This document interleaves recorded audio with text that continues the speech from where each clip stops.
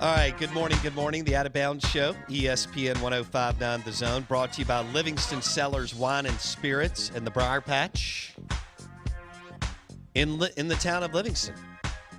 Highway 463 and Highway 22.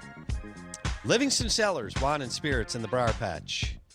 You're listening to ESPN 105.9 The Zone. We're live in the Bank Plus studio. And we welcome in Mike Detillier, NFL Insider, WWL Radio TV New Orleans. Mike joins us on the Miller Lite guest line. And Mike, well, it's official. Tom Brady tweets he is leaving the New England Patriots. So, Mike, is he going to the Chargers, the Buccaneers, or somewhere else?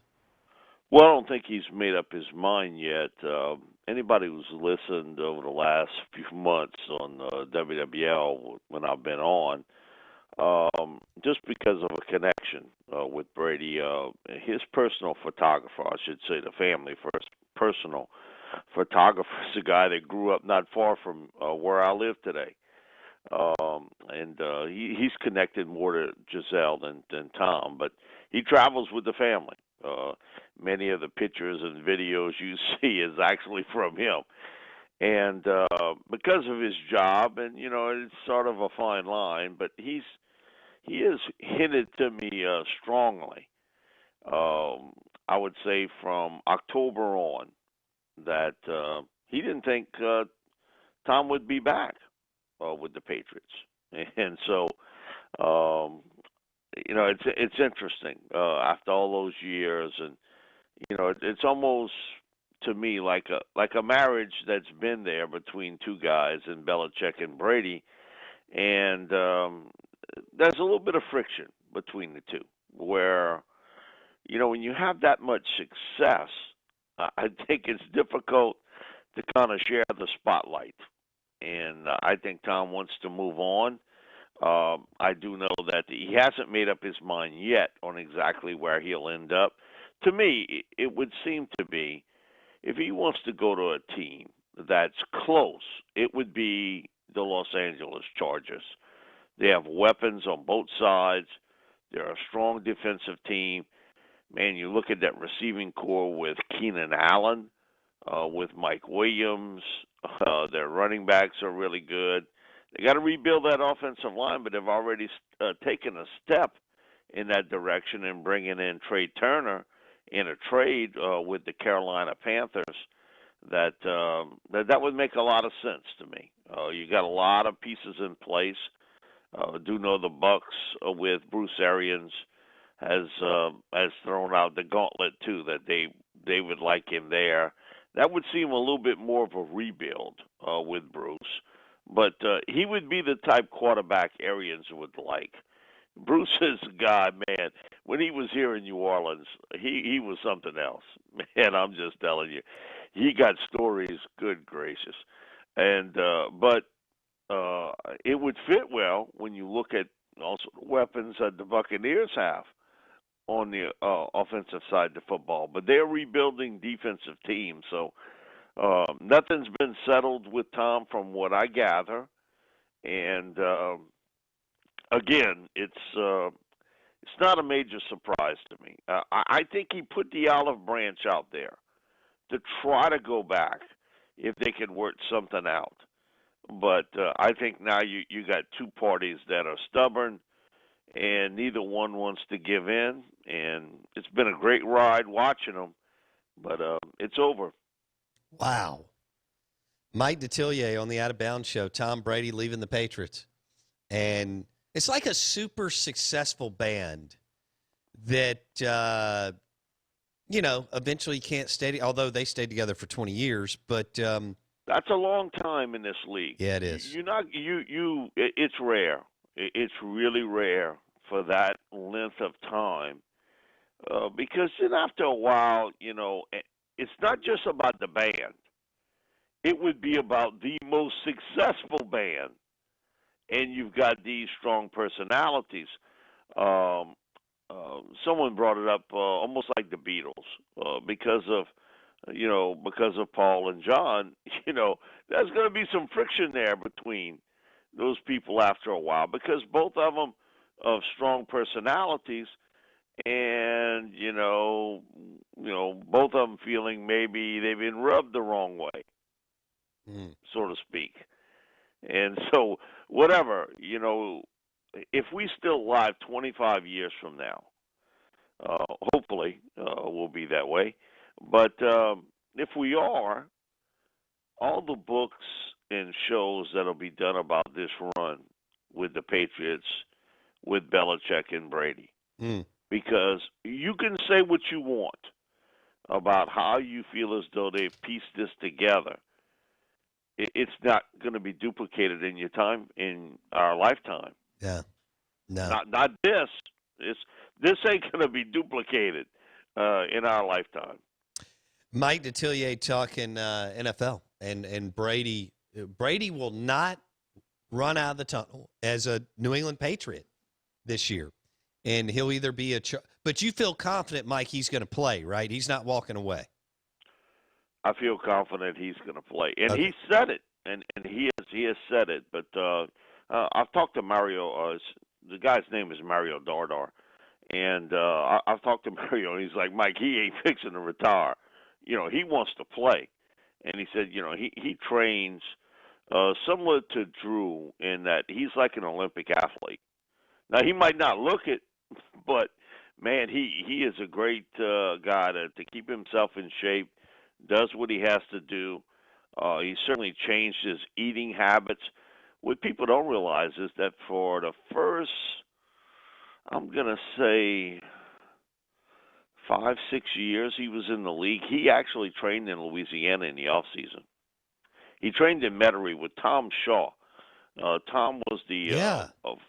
former Tulane track coach who also worked with the Saints and the Patriots in that department. He was like the speed conditioning coach.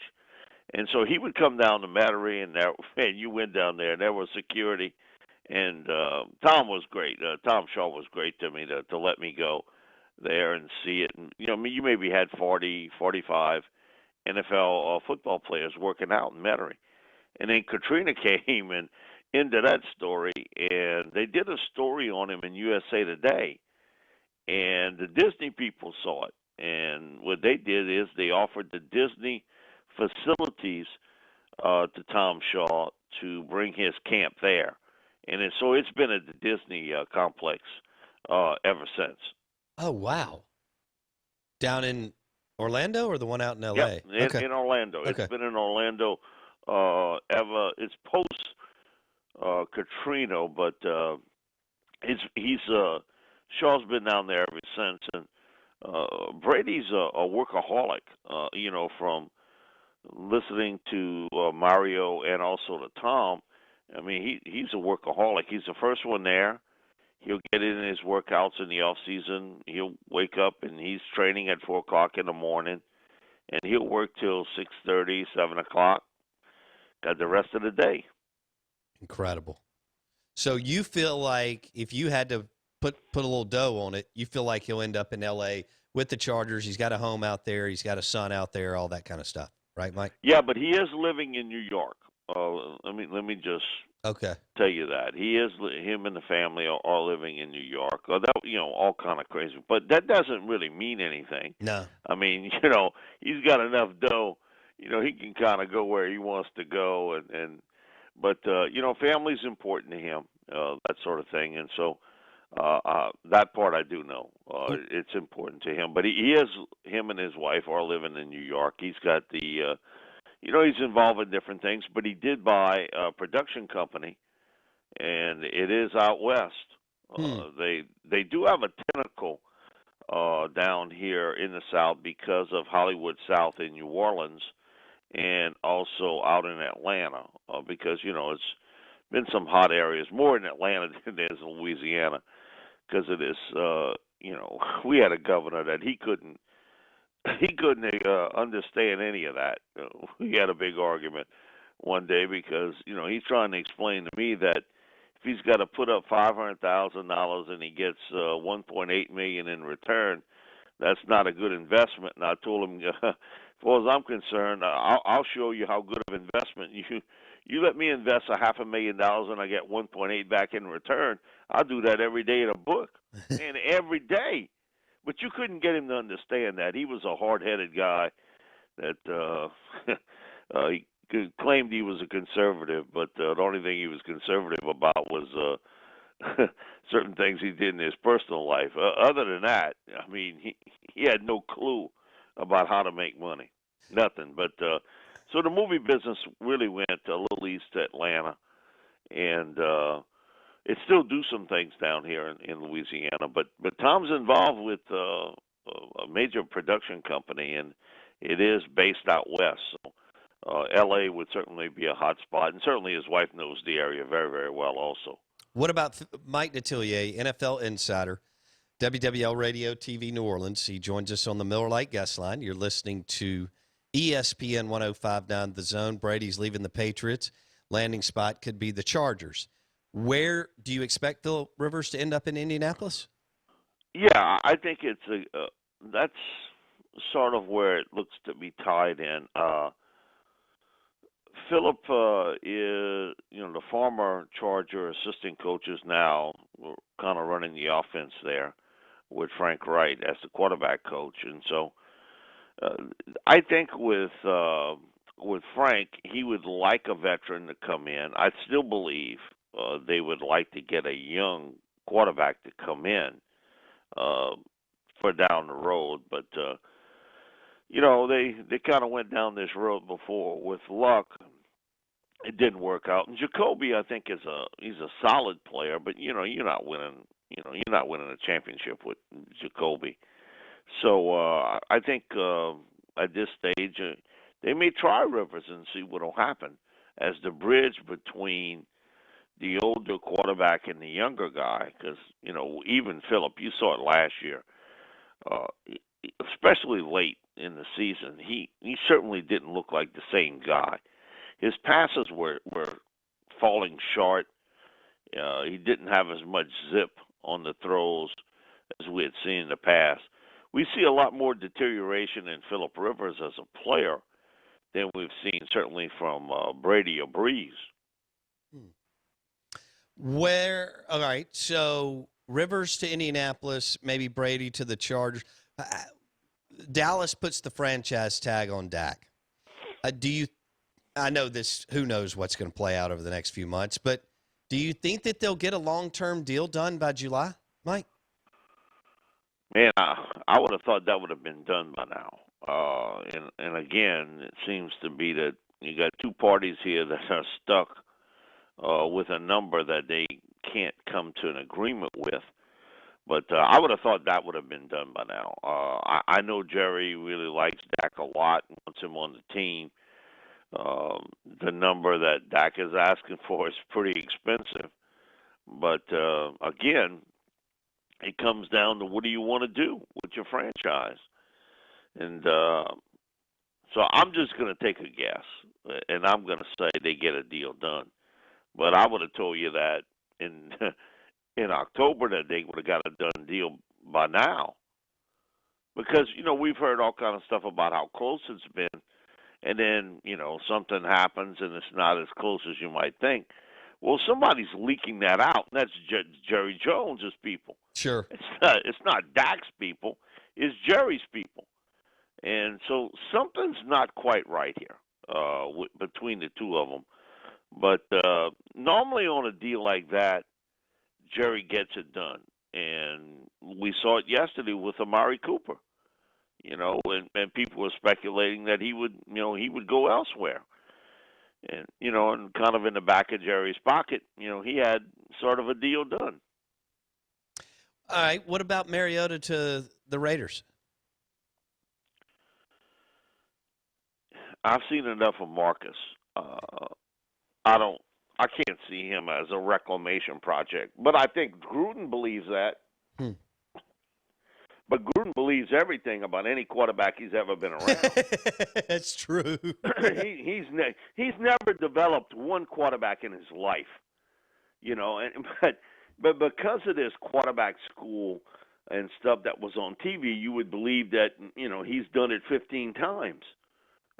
So again, Carr's a much better player than Mariota. Come on. I mean, I don't know where he's going with this. It seems to be that despite what he says, he would like to move on from Carr, who I think is a really good football player. Yes. I really do.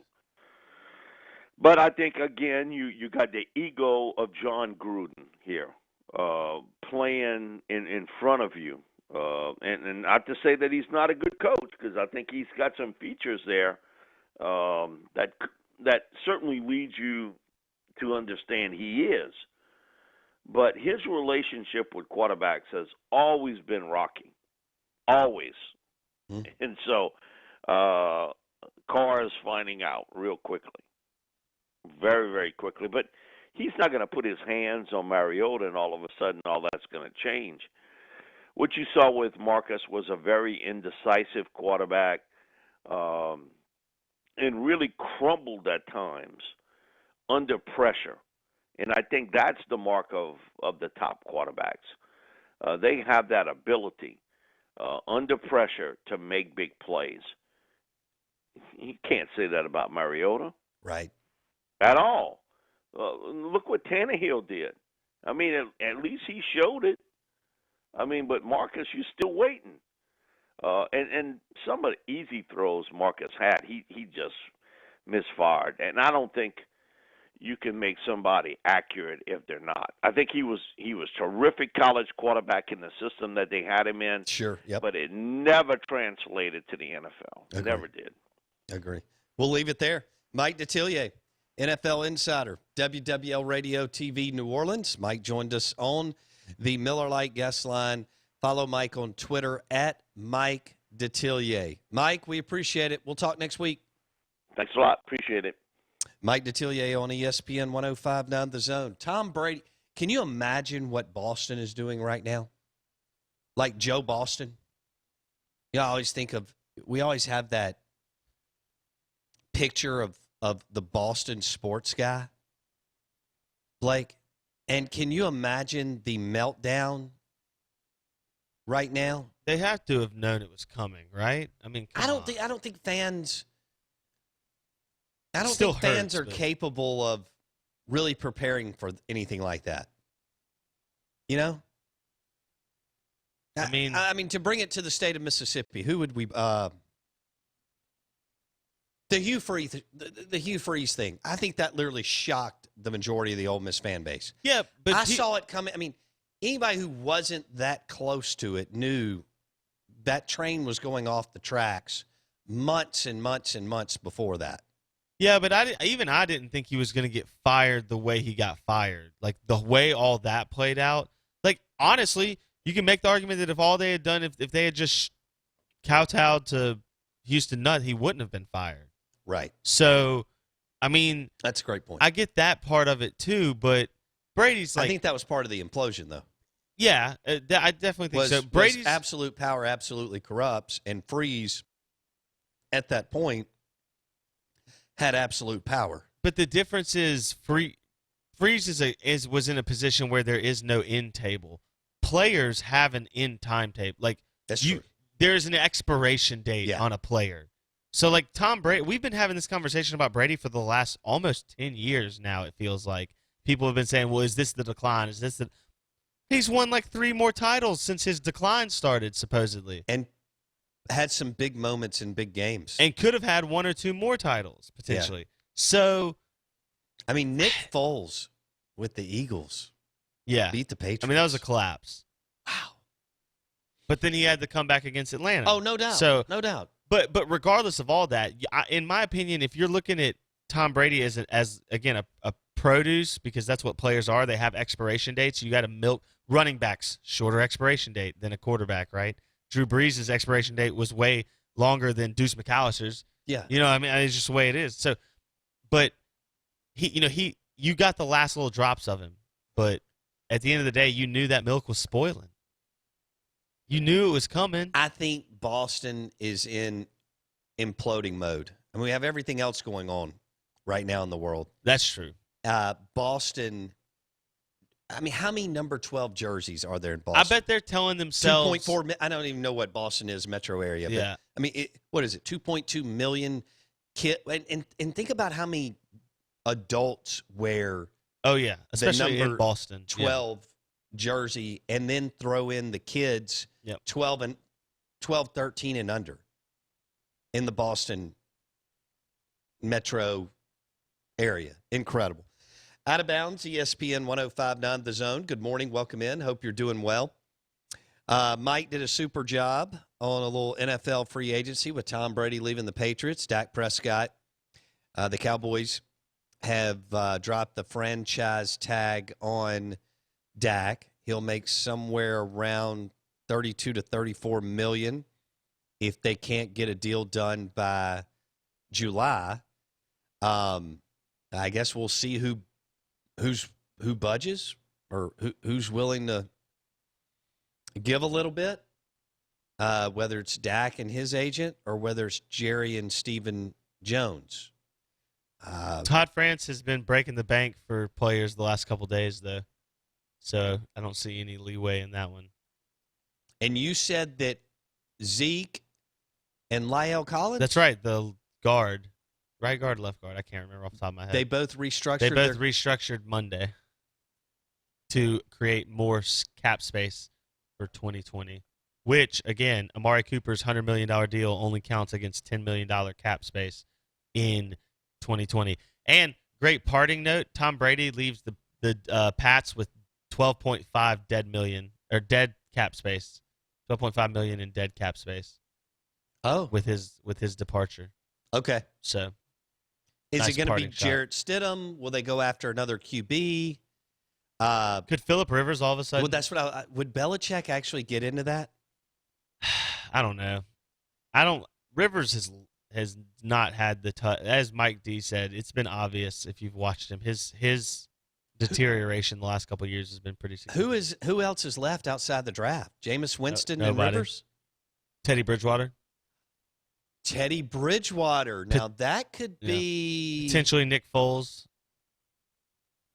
Teddy Bridgewater to the Patriots. I mean, he did draft Jacoby Brissett. You could argue that their skill sets were similar when Teddy was fully healthy. And Teddy becomes a free agent tomorrow at 3, too? I would believe that's accurate. And unrestricted, yeah. The Saints paid him $7.5 million this past year to sit on the bench. Of course, he won 4 games, Blake, or 5? I think that's right. 4? 4-1, something like that. Wonder if Belichick would go after Bridgewater. Interesting. Taysom Hill's available. Stop it. Good grief. Okay. Anybody at Jameis Winston, Phillip Rivers, Teddy Bridgewater. That's about it. Nick Foles is out there potentially still, and I guess that's it, really. What are the Patriots going to do?